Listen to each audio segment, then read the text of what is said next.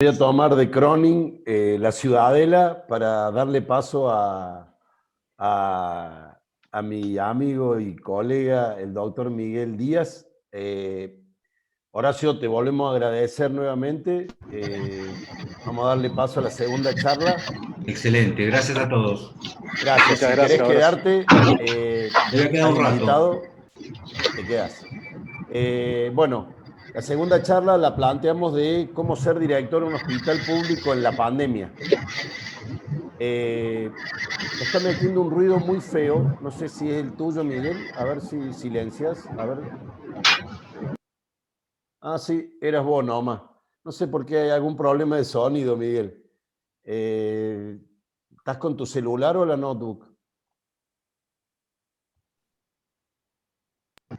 Con la notebook, Carlos. Ahora se fue. Ahora se te escucha bien. Perfecto, resuelto. Bueno, tendría muchas maneras de presentarlo al doctor Miguel Díaz. Él es el director del Hospital Rawson en el Polo Sanitario de Córdoba, o sea, está en el epicentro de la pandemia. Es un amigo, es una persona a quien yo tengo una admiración enorme, un reconocimiento, y la Sociedad de Medicina Interna de Córdoba eligió que Miguel Díaz dé esta charla en reconocimiento a todos los médicos que hoy están en la trinchera en la pandemia. Están ahora, de guardia, controlando respiradores. Miguel se formó en el Hospital Rawson. Él estaba jubilado cuando le ofrecieron ser director del hospital el año pasado, y se hizo cargo de la pandemia y todo lo que está sucediendo. Sin más palabras, de un enorme reconocimiento, Miguel, a todo el laburo que están haciendo. Ansioso de escucharte cómo está la situación hoy en Córdoba y cómo viviste vos como director del Hospital Rawson prepararte para una contingencia inédita, en donde tuviste seguramente que poner a prueba no solamente tus sólidos conocimientos en infectología, sino, como decía Horacio, el espíritu, el alma, el cuerpo. Es una situación que nos ha afectado enormemente a todos. Así que, más allá de darte la palabra, quiero que vos vivas esto como un reconocimiento al enorme laburo que vienen haciendo desde fines del 19, desde el año pasado, día, noche, me consta, sábados, domingos. Agradecerte la atención de tantos pacientes con COVID, entre los que me incluyo. Y bueno, te escuchamos, Miguel. Gracias. Bueno, muchas gracias, Carlos. Agradecer a la Sociedad de Medicina Interna la invitación, a Pablo Berdaina también por la invitación, a vos, Carlos, por supuesto. Aclarar una cosa antes, no estaba jubilado, estaba a punto de jubilarme, pero bueno, estoy metido en esto. Y después de la charla de Horacio Argente, la verdad que entrar en este tema, esta charla tan rica que acabamos de escuchar, entrar en este tema de la gestión hospitalaria, la verdad que es un tanto aburrido, pero vamos a tratar de contar lo que nosotros tratamos de hacer en el hospital y cómo nos ha ido hasta ahora. Un poquito Miguel, extensa. Sí. Miguel, si te parece, antes, Flavia, ¿tenés preparado el tráiler de New Amsterdam? Queremos inspirar a los colegas a que vean la serie New Amsterdam, que cuenta un poco la historia de un director de un hospital público, en este caso en Nueva York, que es bastante parecido al Rawson. Vemos este tráiler para relajar y después te escuchamos, Miguel. Aquí está. Sabía que te perderías. Todos los directores nuevos se pierden. Que levanten la mano todos los del departamento de cirugía cardíaca. Genial, gracias. Estáis despedidos. El departamento que anteponga facturación a cuidados, da igual cuánto dinero proporcione al hospital, será eliminado. Todos pensamos que el sistema no se puede cambiar. Te llamaremos cuando tengamos un médico. Pero veréis, somos el sistema y tenemos que cambiar. Seamos Médicos. Otra vez. Necesito que hagas una biopsia de garganta. Claro, ¿para qué paciente? Para mí. Doctora Helen-Shah, ¿va a algún sitio? Tengo grabación en el programa con Megyn Kelly y luego el discurso inaugural en la conferencia de oncología de Bale. Lo que espero de usted es que ejerza la medicina en el hospital porque, no sé, es su trabajo. Qué gracioso. Tenemos un paciente en urgencias que presenta todos los síntomas de malaria, tuberculosis o... ¿Qué bola? Tratarlos y devolverlos al sistema. Ese es mi trabajo. Si no puedes ayudar a Gemma como médico, ayúdala como ser humano. ¿Eso se me permite? Ahora sí. Tiene el expediente más bajo en facturación. ¿Qué pasa? ¿No le gusta la cirugía? Adoro la cirugía. ¿Y qué voy a hacer? Dirigir el departamento de cirugía cardíaca. No hay departamento de cirugía cardíaca. Pues cree uno. Uno bueno. Trabajar aquí, poder salvar a la hermana de alguien o a la hija. Es un sueño cumplido. No le van a permitir venir aquí y solo ayudarla. Pues ayudemos a la máxima posible antes de que se den cuenta. Vas a tener que relajarte. Sí. Tienes cáncer. Pero ya lo sabías, ¿verdad? When the lights go out and leave you standing in the dark. General O.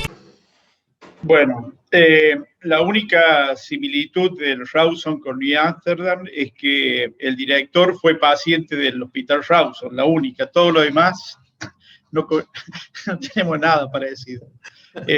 Bueno, vamos a tratar de... vamos a compartir la pantalla.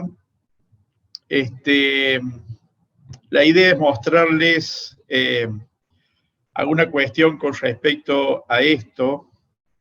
No sé si se ve la pantalla.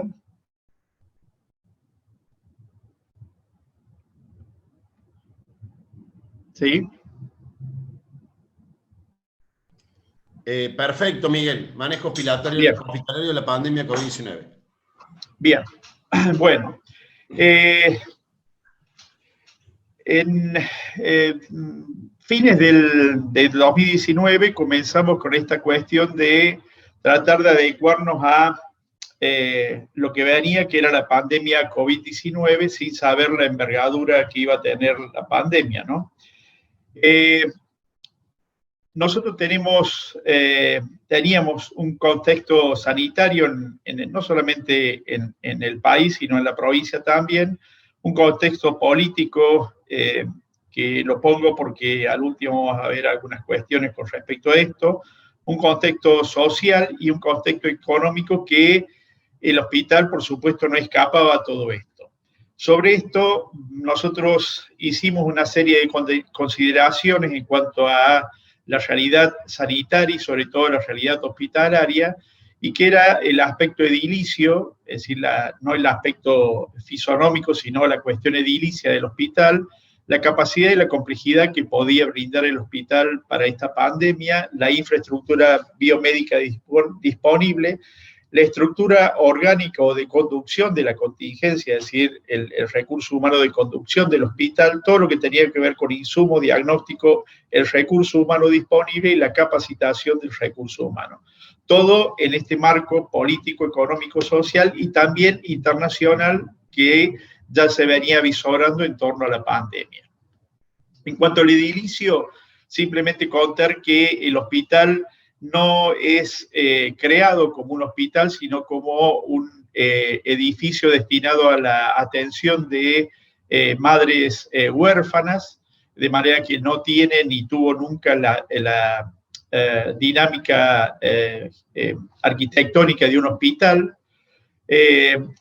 Cuando nosotros asumimos la dirección, había un pabellón de 33 camas cerrado que venía por años cerrado, un sistema de climatización con aire filtrado inexistente, disponibilidad de 6 camas nada más de terapia intensiva, gases medicinales deficientes y escaso, y falta de sectorización del hospital con alguna experiencia previa en lo que era la sectorización.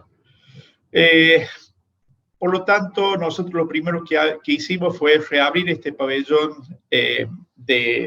cerrado de 33 camas, pero se adecuó a una gran terapia intensiva de 27 camas. Se complejizó lo que se denomina pabellón 5 con 21 camas también de terapia intensiva. El pabellón 2 también con 24 camas de UCI alternativamente. Se reacondicionó la UTI existente de 6 camas más 4 camas de UCI en la planta baja. Se hizo un cierre secuencial de todos los sectores del hospital, comenzando por los consultorios febriles, que de acuerdo a la demanda empezó con 1 y se fue aumentando el número de consultorios. Luego se abrió lo que denominamos la covidera, que en algún momento se denominó gripera en la gripe A, y antes denguera en la emergencia de dengue del 2009. Primero con 4 consultorios y después toda la zona de consultorios externos, denominada covidera, se emplea hoy totalmente para la asistencia de pacientes COVID como una gran guardia. Por otra parte, se dispuso de 12 contenedores tipo oficina para consultorios externos y otras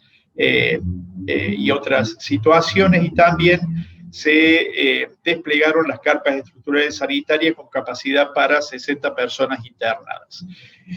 Acá vemos algunas de las adecuaciones que se fueron haciendo. Ustedes ven que los espacios no son los adecuados para una terapia intensiva, pero tuvimos que adaptar a las necesidades. Esto significa que no todo es color de rosa en el hospital. Disculpen la expresión, pero los médicos nos putean el ameo por ahí porque, bueno, no tienen espacio, es dificultoso por ahí atender pacientes, pero bueno, seguimos adelante. Esto es la covidera, algunas fotitos de lo que hoy es la covidera y cómo se desarrolla la actividad y cómo está distribuida los distintos sectores de lo que denominamos covidera. Estas son las carpas de internación. Por las dudas lo hubiéramos necesitado, felizmente no utilizamos este sector.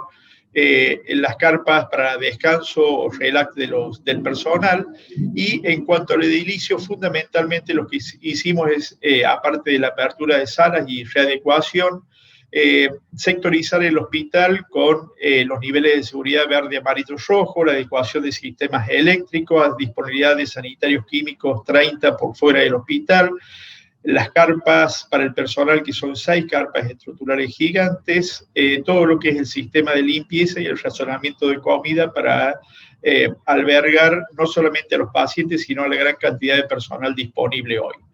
Este es un plano de la sectorización del hospital con los diferentes colores y las imágenes que nos muestran cómo es la sectorización. Estas imágenes que ven ustedes son simplemente cintas pegadas, no es pintura, son cintas pegadas que el personal médico del hospital se ocupó de pegar en distintos momentos para sectorizar el hospital. En cuanto a la estructura biomédica, de 10 respiradores que teníamos, pasamos a tener 90 respiradores, más de 100 monitores multiparamétricos, más de 150 bombas de infusión y una serie de equipos biomédicos que hasta el momento o eran obsoletos, viejos, o no estaban disponibles en el hospital. El hospital logró tener 87 camas de UTI, es decir, se transformó en una gran terapia intensiva durante el pico de octubre del 2020. Y en ese momento, en el peor momento, tuvimos 55 personas simultáneamente en respiración mecánica asistida, la cifra probablemente más grande de la provincia en un solo hospital. La pregunta que nos hicimos nosotros en su momento fue si el Rawson estaba en condiciones de ser el centro de referencia. Y esto tenía que ver con el rol del hospital en distintas contingencias y distintas enfermedades. Debíamos tener una orgánica, una estructura de conducción de contingencia. Se reunió a los que nosotros considerábamos que debían ser los jefes de los distintos servicios, jefes nuevos a cargo de esta estructura orgánica. Asumimos la responsabilidad histórica de enfrentar esta pandemia desde el hospital, y asumimos también la responsabilidad de la formación del recurso humano nuevo en torno a la pandemia.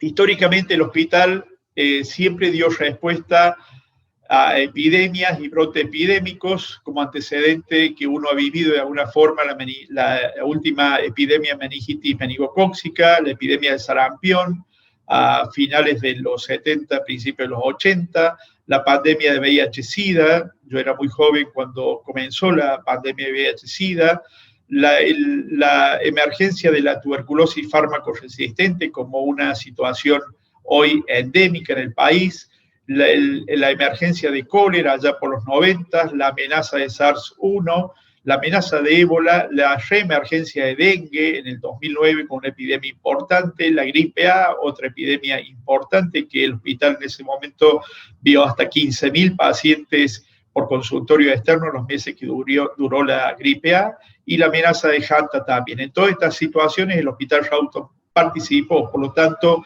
nosotros teníamos la obligación de dar respuesta a esto. Esta foto es parte de la estructura orgánica de conducción del hospital. Está integrado por los jefes, los referentes, cada uno tiene un rol determinado, nos fijamos objetivos en cuanto al manejo de la pandemia.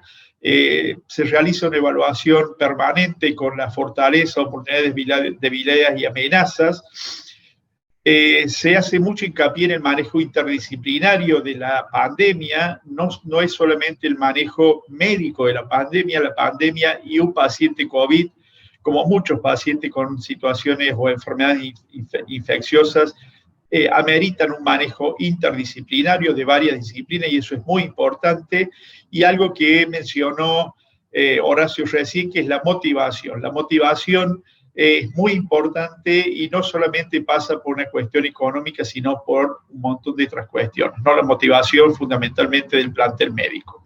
Se aumentó la planta de personal de 450 personas a más de 900 empleados en este momento. Hicimos mucho hincapié, a pesar de tener experiencia en las precauciones universales de bioseguridad. Se reforzaron los protocolos, la capacitación del personal, la conformación del equipo de conducción fue fundamental para esto, con los roles, y dos cuestiones muy importantes, el miedo y el aspecto humano. En cuanto a la capacitación, en las normas estándares, que si bien el hospital está acostumbrado a utilizarlas, se debió adecuar un montón de cosas que hasta ese momento eran usadas solamente en algunas situaciones como tuberculosis o alguna otra enfermedad transmitida por aerosoles. Se dispuso de una sensibilización permanente del equipo asistencial para el uso de los EPP, se reforzó el uso de PPP, la capacitación sobre la enfermedad en sí, los protocolos son dinámicos en esto, muy dinámicos, porque la enfermedad fue cambiando y cambia permanentemente. Y una cosa muy importante que desde la conducción del hospital decidimos admitir todas las sugerencias, porque creemos que la sugerencia del personal es parte de la dinámica hospitalaria y la dinámica de la pandemia. Algo muy importante que son los miedos y los aspectos humanos. Y esto tenía que ver con la capacidad asistencial que tenía el hospital, que pudiera tener el hospital. Teníamos temor de que pudiéramos dar una respuesta a semejante envergadura en la pandemia. También de la presión que se ejercía sobre el sistema sanitario y si iba al hospital poder soportar esa presión. Si el equipo asistencial, el personal asistencial iba a lograr soportar esa presión también. Y una cosa que resultó muy angustiante fue el contagio del personal o la posibilidad de contagio del personal. Una cosa que también tuvimos mucho especial énfasis, pusimos en complejizar el laboratorio en cuanto a las prestaciones, con equipamiento nuevo, con nuevo personal también. Hoy es un centro de referencia, un laboratorio de referencia, el laboratorio del hospital para COVID y otras enfermedades, una capacitación permanente y también la intervención de la disciplina bioquímica y técnicos de laboratorio en protocolos no patrocinados por la industria farmacéutica. Por otra parte, desde el hospital coordinamos lo que es la comisión clínica del COE, ahora es comisión clínica del Ministerio de Salud, y está integrado por referentes de epidemiología, de salud pública, infectólogos de adulto y pediatría, por bioquímicos, bioestadistas, y está coordinado, como dije, por el hospital.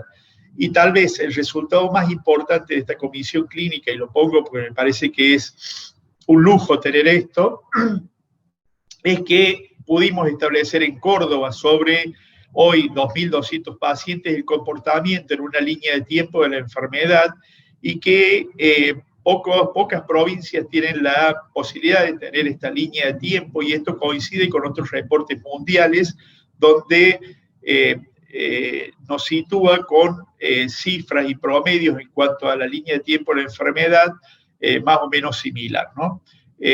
Esto para nosotros es muy importante y nos ha servido mucho. Para esto, por supuesto, tuvimos el apoyo del Ministerio de Salud, del área de epidemiología de la provincia, del Laboratorio Central de la provincia, de la Farmacia Central de la provincia y, por supuesto, en su momento del COE. Pero también en cuanto a lo político existió una firme decisión y existe de apoyar lo realizado y lo por hacer, apoyo incondicional a nuestra gestión hospitalaria, y esto es muy importante decirlo para que nosotros, el Hospital Rawson, haya hecho lo que hizo hasta ahora en la pandemia. Tuvimos necesidad del resto de los efectores del subsector público, de todos los otros hospitales que se hicieron cargo de la patología prevalente también, ¿no? Una cosa que también se logró desde el hospital es que en determinado momento del año pasado, con la presión del sistema y con los números de casos en aumento, nos tuvimos que hacer cargo del Hospital Modular Córdoba, que está en el predio del Hospital San Roque, frente al Hospital Rawson, y que también significó para nosotros un desafío importante, ¿no? Bueno, la gente en el modular, en los primeros días del modular, adecuando todo, y ustedes ven hasta algunos médicos realizando tareas de confección o de mantenimiento. Me voy a permitir algunas cuestiones, que es mencionar, leer estos breves enunciados. Gobierno previo liberal, desocupación, pobreza, crisis sanitaria, auge agrícola-ganadero y exportaciones, especulaciones políticas, conflictos internacionales en danza. Ustedes hagan simplemente un repaso por estos aspectos y yo lo voy a llevar al año 1918. Esta situación, este marco, se daba en la gripe española del 18. Alguna similitud con lo de la gripe, con lo de la pandemia COVID-19 probablemente haya, ¿no? Y por eso lo pongo. Y hay similitudes entre la pandemia de la gripe española y la pandemia COVID-19. Este es un librito muy interesante de una publicación de la Universidad Nacional de Córdoba que correlaciona muchas cosas del 18 con la pandemia actual, ¿no? Y fíjense en ustedes acá algunos estamentos de las Fuerzas Armadas y Fuerzas de Seguridad, como en la pandemia del 18, colaborando y haciendo lo suyo con distintas implicancias políticas, ¿no? Pero fíjense lo que decían los diarios en esa época. Los diarios de la época mencionaban un montón de situaciones. Ustedes ven acá casi en el medio una publicación de un diario de Estados Unidos sobre las curvas de la epidemia, el deporte y la epidemia, bueno, una serie de cosas que son muy similares a lo que sucede ahora. Estos son los diarios actuales y casi son un calco del 2018. Exactamente lo mismo, digamos, con alguna diferencia en colores, pero exactamente lo mismo. También los organismos de finanzas internacionales y, en este caso, el Fondo Monetario Internacional, preocupado, entre comillas, por la pandemia, sacó un documento en agosto del año pasado sobre un análisis económico y social de la pandemia. Y toda pandemia tiene una respuesta social y económica. En el caso de la pandemia COVID COVID-19, la respuesta social y económica ha sido casi inmediata.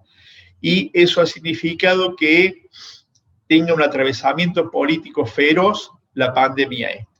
También hay que tener en cuenta acá en la pandemia algunas cuestiones, algunas otras similitudes. Fíjense en toda la propaganda médica en la época de la pandemia de la gripe española y todas las bondades de la industria farmacéutica promocionando una serie de medicamentos que evidentemente ninguno sirvió en ese momento. Esto es actual y fíjense ustedes que la presión que ejerce hoy, como la ejerció hace más de 100 años la industria farmacéutica, sigue vigente. Y esto no es motivación, es un llamado de atención a los internistas y a todas las especialidades clínicas que la industria farmacéutica no motiva compra. Un enunciado que a mí me parece importante, que las consecuencias económicas y también las sociales de la pandemia nos van a acompañar años, y eso desde el punto de vista asistencial, en la definición amplia de salud, lo tenemos que tener en cuenta. Esta fotito es el documento del Fondo Monetario Internacional, donde la segunda ola, en realidad, si ustedes se fijan bien, está compuesta por dinero, por billetes, por imágenes de billetes, y enseguida la segunda ola se está llevando vidas, y eso es muy importante considerarlo, ¿no? Para ir terminando, me gusta mucho este enunciado de Bernard Shaw, que habla de que la epidemia tiene más influencia que los gobiernos en el devenir de nuestras historias, y una frase siempre actual de Ramón Carrillo, que solo sirven las conquistas científicas sobre salud si estas son accesibles al pueblo. Momentos especiales nuestros: el primer paciente, el brote de Saldán, con un geriátrico prácticamente diezmado por la pandemia. Estos ancianos del geriátrico de Saldán fueron trasladados a un centro privado de acá de Córdoba capital, y la diseminación en el personal de salud del virus hizo que se cerrara momentáneamente esta institución privada, y todos los pacientes de esta institución pasaron en 2 días al Hospital Rawson. Me acuerdo que una médica de la guardia, cuando yo le dije, mira, van a traer 4 pacientes del geriátrico de Saldán esta tarde al hospital, me preguntó, doctor, ¿lo van a traer todos juntos o de a uno? Y ahí me di cuenta de la envergadura que tenía esta situación. Disculpen. El primer óbito fue otro momento importante, el brote nuestro hospitalario en el personal de salud, lo que denominamos hisopo FEDS, que es la foto de más abajo, que en ese momento se dudaba de la cantidad de gente que se estaba viendo, entonces decidimos con el director en ese momento del San Roque trasladar todo el testeo a la calle, y esto duró, este hisopo FEDS, duró 2 o 3 días hasta que lo llevaron a la terminal de ómnibus. Fue una movida muy grande, se vieron hasta 3.000 pacientes por día hisopando en la calle. Y el otro momento importante fue el de la vacuna, ¿no? Es un hito y una cuestión muy importante, disponer de la vacuna, y que el Hospital Rawson haya sido el primer centro en recibir su personal la vacuna. El final, yo cada día que entro al hospital veo esta imagen, este jardincito está plantado con mojones que representan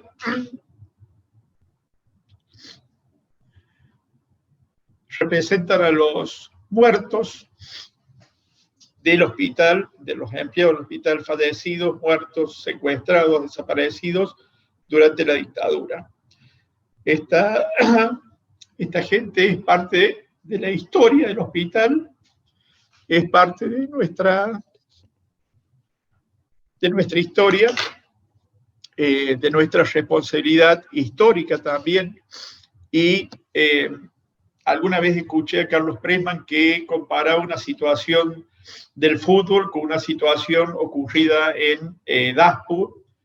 Y bueno, yo voy a comparar, también me voy a tomar el atrevimiento de hacer una comparación. Una vez escuché a un jugador de fútbol que le preguntaban, ¿y por qué vos te tirás a los pies, te tirás con la cabeza a los pies y pones la cabeza cuando van a patear el fútbol? Y dijo, porque yo veo, cuando voy desde la concentración a la cancha, veo la gente que va a la cancha caminando, y a lo mejor el único mango que tiene lo utiliza para la entrada a la cancha. Por eso yo me sacrifico y me tiro. Lejos de eso, yo cada vez que veo estos mojones, esta representación de los muertos por la dictadura en el hospital, no puedo dejar de pensar en el sacrificio que hicieron ellos, y creo que al lado de esto nuestro sacrificio es mínimo, ¿no? Por eso creo que debemos seguir adelante. Muchas gracias.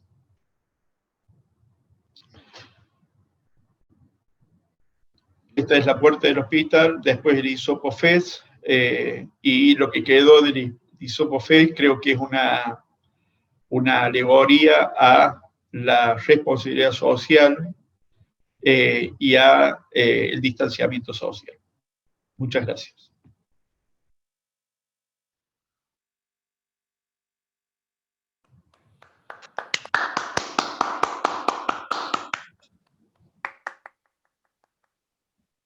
Miguel, si quieres, podés dejar de compartir pantalla, a ver si...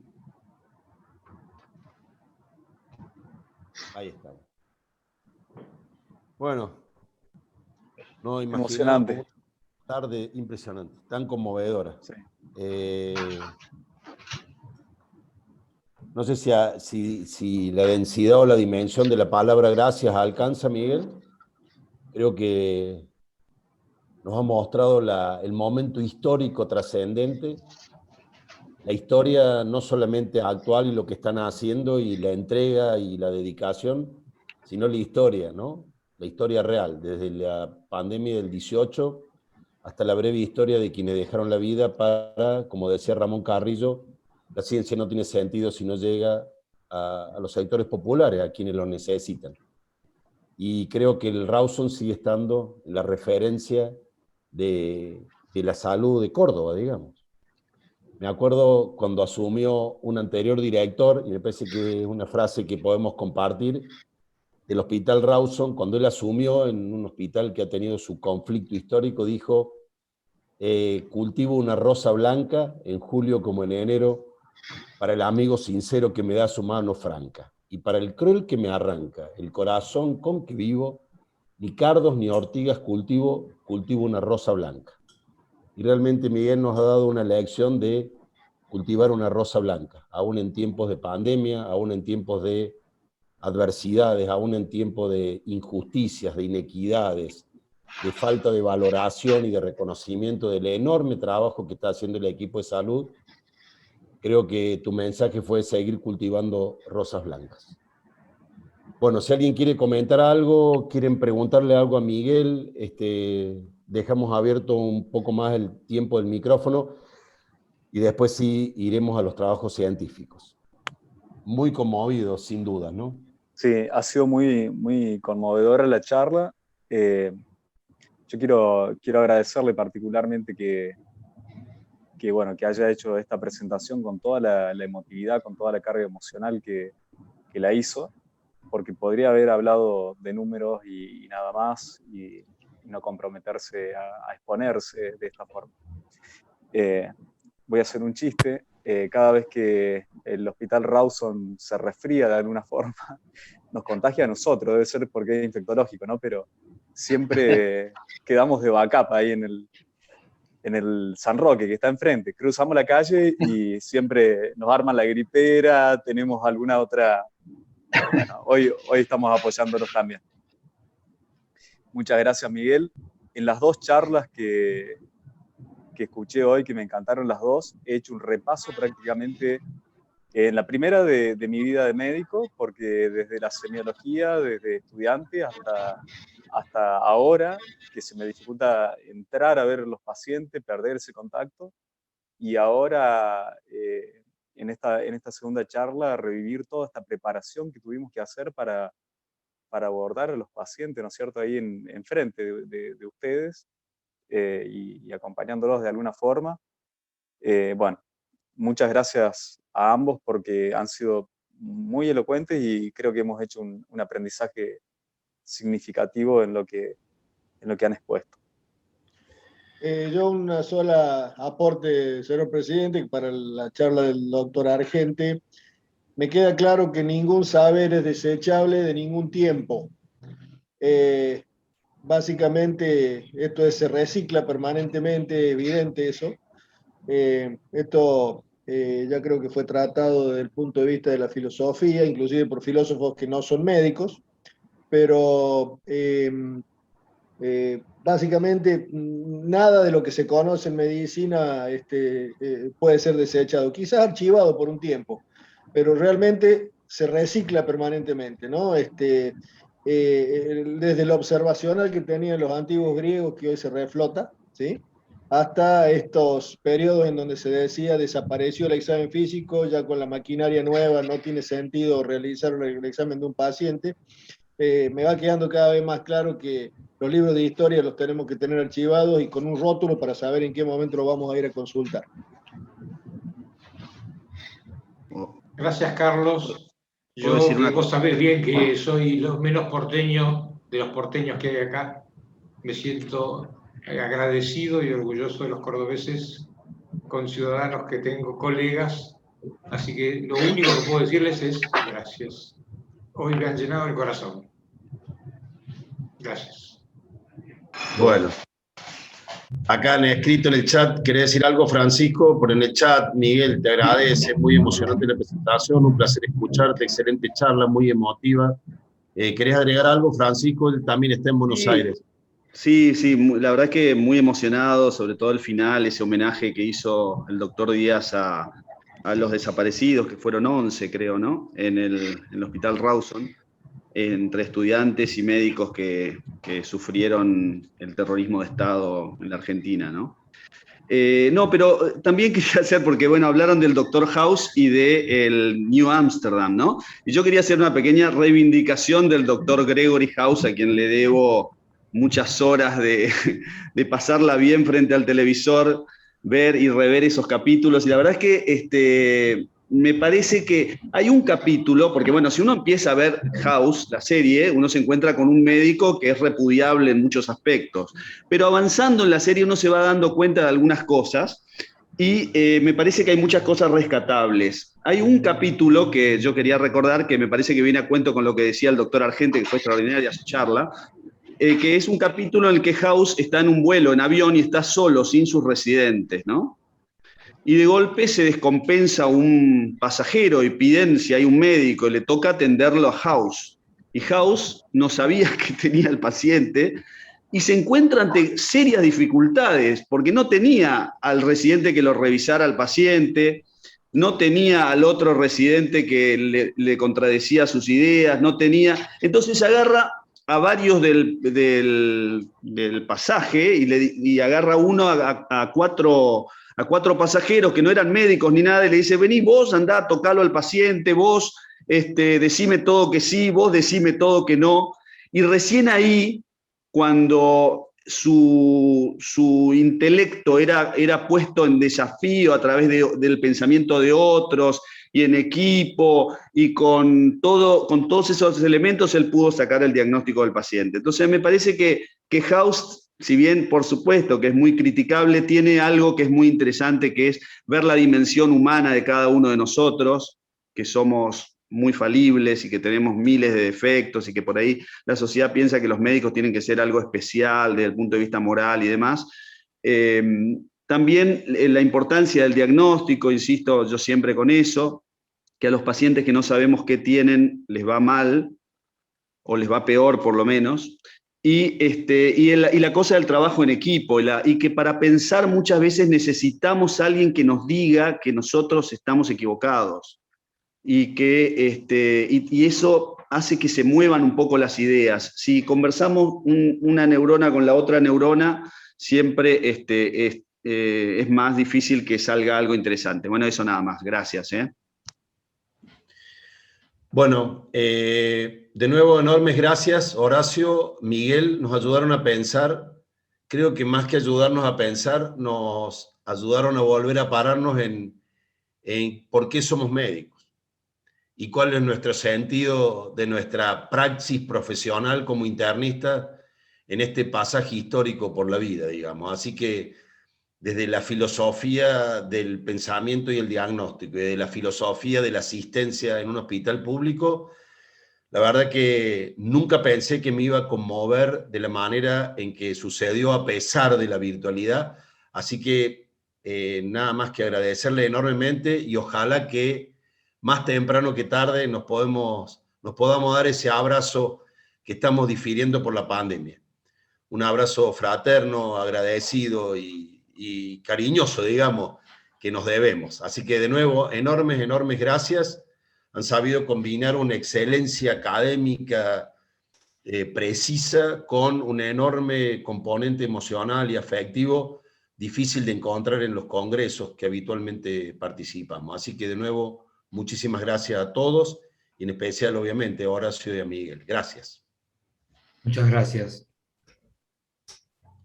Bueno, después de estas dos charlas muy inspiradoras que nos invitan a ver a nuestros pacientes, a reencontrarnos con la profesión, tenemos que pasar a los trabajos científicos. Ya están esperando para presentar en las distintas aulas de MIT que se han preparado para eso y donde van a estar evaluándose los trabajos.